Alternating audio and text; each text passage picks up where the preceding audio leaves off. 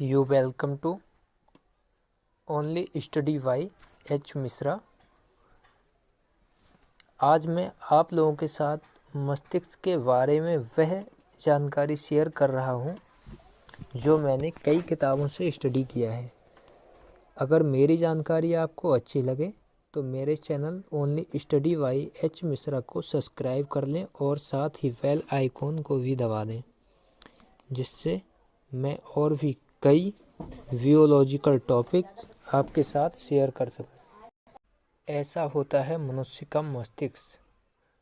चलिए अब हम इसके बारे में जान लेते हैं। मनुष्य के दिमाग में लगभग 100 अरब न्यूरॉन या तंत्रिका कोशिका पाई जाती हैं और करीब 100 ट्रिलियन सूत्रयुग्मक संपर्क होते हैं।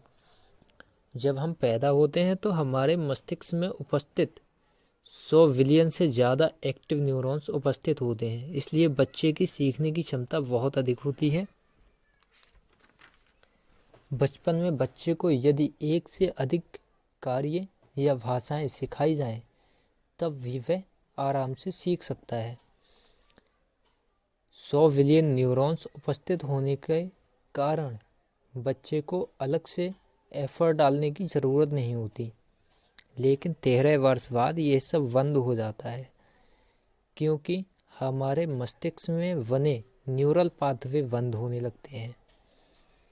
ऐसा नहीं है कि लोग 13 वर्ष बाद कुछ सीख नहीं पाते, या हम न्यूरोजेनेसिस के सहायता से दिमाग के न्यूरॉन्स की संख्या में वृद्धि कर सकते हैं।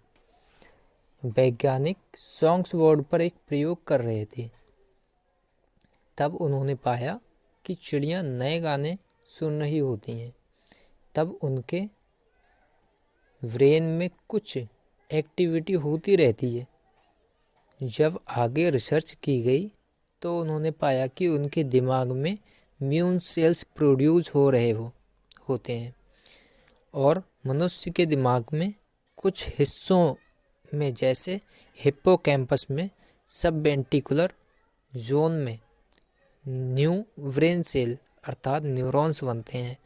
देखा जाए तो हमारा ब्रेन हर दिन 700 से 800 न्यू ब्रेन सेल का उत्पादन करता है, जनरेट कर सकता है, जिसे हम न्यूरॉन्स कहते हैं। हमारे ब्रेन की क्षमता पर कोई असर नहीं पड़ता।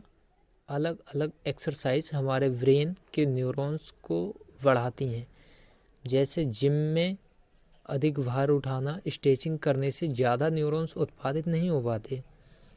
वहीं वॉक करने से, सुबह टहलने से न्यूरॉन्स की संख्या ज़्यादा बढ़ती है।